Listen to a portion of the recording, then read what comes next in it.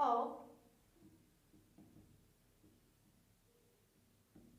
Management accounting.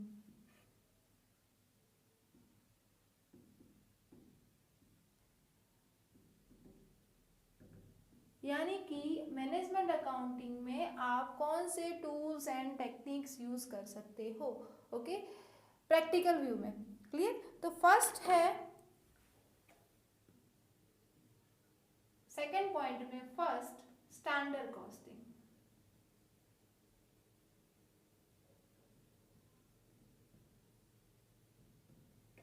Number 2 marginal costing.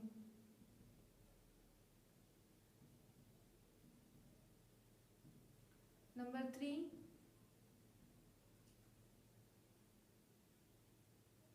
Budgetary control.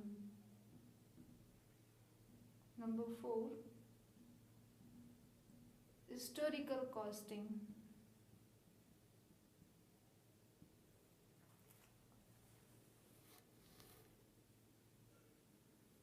Number 5 control accounting.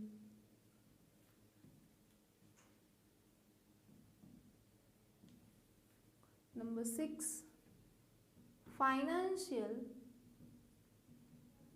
Policy and financial accounting as a part, okay. And number 7 decision accounting.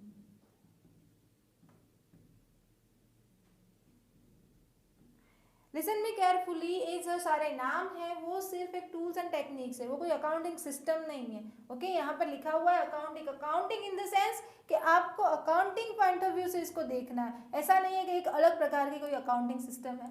Clear?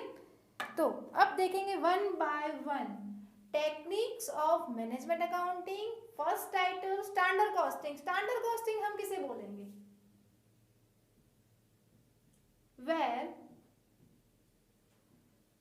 predetermined standards are set। जहां पर आपने pre determined standard को क्या कर दिया है? Set कर दिया है। तो क्यों किया है? Because you want to evaluate your performance, which performance, and compared with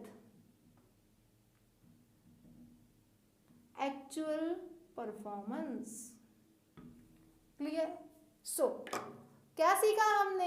standard costing क्या है? स्टैंडर्ड कॉस्टिंग में आपको स्टैंडर्ड को फिक्स करना है और उसके साथ जो आपने स्टैंडर्ड फिक्स किए हैं उसको आपको एक्चुअल परफॉर्मेंस के साथ क्या करना है? कंपेयर करना है। और कंपेयर करोगे तो क्या मिलेगा? अभी मैंने एग्जांपल दिया था मेरा रिजल्ट का, 80% is my standard. Okay, there are two situations. First situation is that I am getting a 75% and second one is 85%. Okay, there are two type of variance, favorable variance and second one is unfavorable variance. दोनों के पीछे जो reason है वो हमें यहाँ पर analyse करना है। क्लियर? ओके, तो स्टैंडर्ड कॉस्टिंग में क्या होगा? आपको एक स्टैंडर्ड फिक्स करना होगा जो आप आपके एक्चुअल परफॉर्मेंस से क्या करोगे? कंपेयर करोगे। As an answer, what you will get? As an answer, you will get the variance, and after that, you have to analyze the variance. Okay. Number 2, marginal costing. Marginal costing का मतलब क्या? As per modern techniques of costing, okay, costing की जो modern techniques है उसमें आपकी cost के element को दो पार्ट में डिवाइड किया गया है। कौन से दो part? First is fix and variable.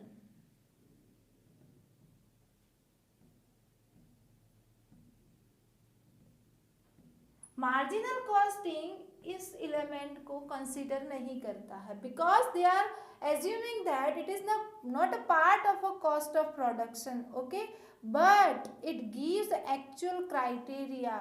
जब आप S&V की कंपैरिजन करोगे तब आपको फिक्स कॉस्ट का मार्जिन आप कंपनसेट कर सकते हो, पर वो यहाँ पर नहीं करना है, ओके। सो इसलिए मैं यहाँ पर वो डिस्कस नहीं कर रही हूँ। मैं सिर्फ मार्जिनल कॉस्टिंग को एक्सप्लेन करना चाहती हूँ कि आपके पास दो कॉस्ट है, first is fix and second one is variable.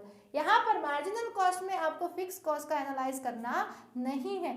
तो एक कॉस्टिंग क्यों यूजफुल है? Because here variable cost is main part, variable cost आप किसको बोलते हैं? जो आपके प्रोडक्शन लेवल से डायरेक्टली क्या है, एसोसिएट है। ओके, तो जो प्रोडक्शन कॉस्ट है उसके रिगार्डिंग आप मैनेजमेंट को कौन कौन से आंसर दे सकते हो? उसके रेवेन्यू का आंसर, उसके मार्जिन का आंसर, वो प्रॉफिट कितना गेन करेंगे, कॉस्ट कितना होगा, वो सारे आंसर आप मैनेजमेंट को दे सकोगे जब आप मार्जिनल कॉस्टिंग के सिस्टम को फॉलो करते हो। Clear? But here point is what? Marginal costing is not a complete costing. Why? Because here we are not including the main factor fixed cost.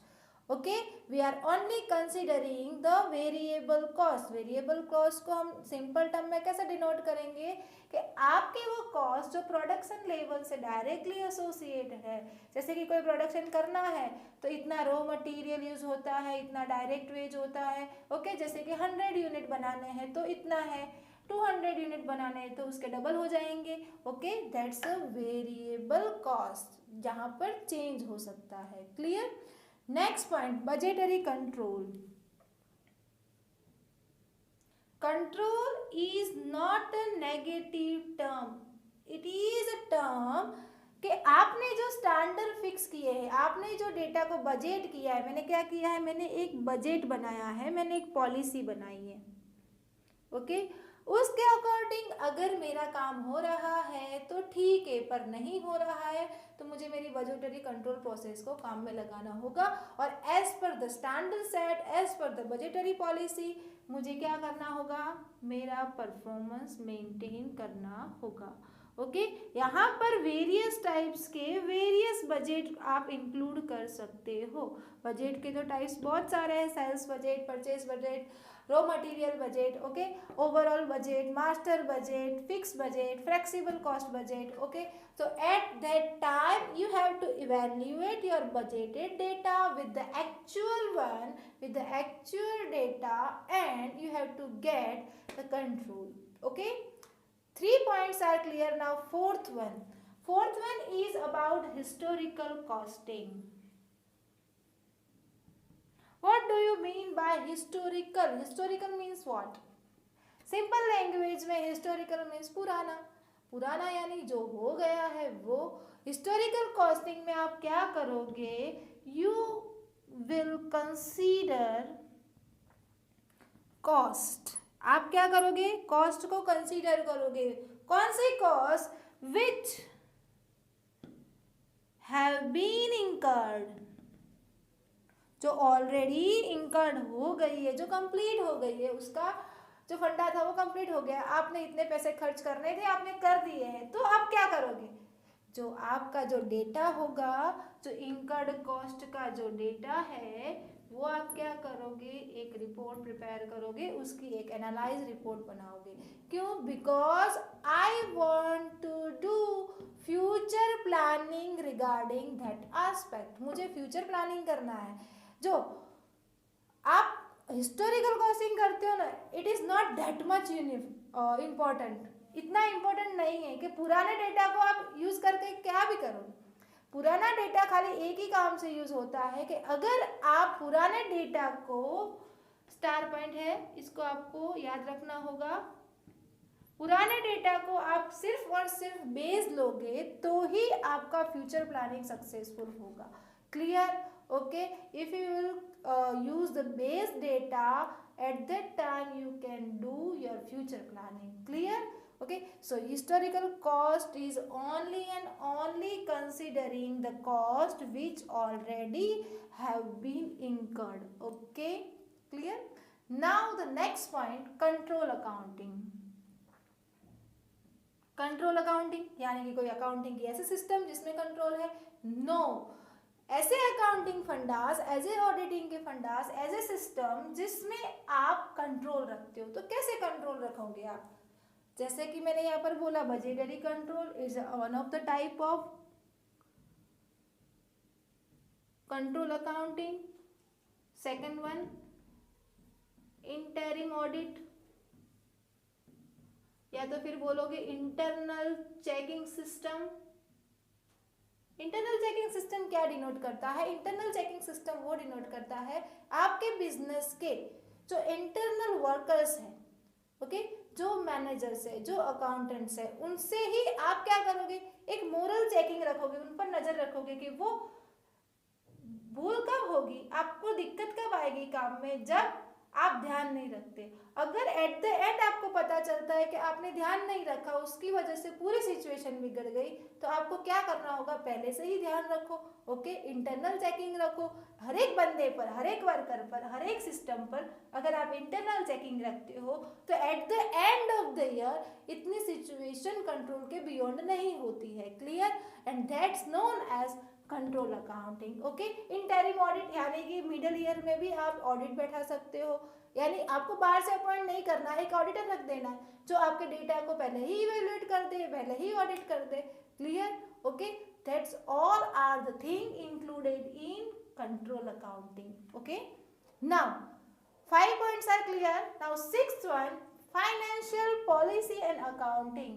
Simple सी information है कि आपकी जो information है उस पर से आप स्टेटमेंट ड्रॉ करोगे और क्या करोगे, रिपोर्ट्स प्रिपेयर करके आपका जो टॉप मैनेजमेंट वाला बंदा होगा उस बंदे को आप रिपोर्ट सबमिट करोगे।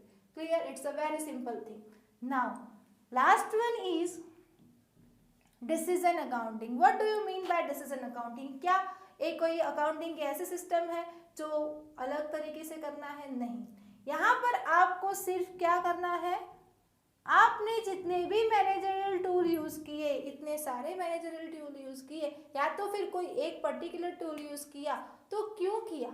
Because you want to take decision regarding something. मुझे कोई डिसीजन लेना है। Example, there are 2 projects, project A and project B. इन दोनों में से मेरे लिए कौन सा यूजफुल होगा, मेरे लिए कौन सा मैक्सिमम रिटर्न देता होगा, वो मुझे डिसीजन लेना है। That's known as a decision accounting. Okay, so here I have concluded everything regarding techniques of management accounting which is on your syllabus. Okay, so 2 points are covered. First is definition of management accounting, what are the characteristics of management accounting, and after that which tools and techniques are used in management accounting. Now we are moving on the next question, difference between management accounting and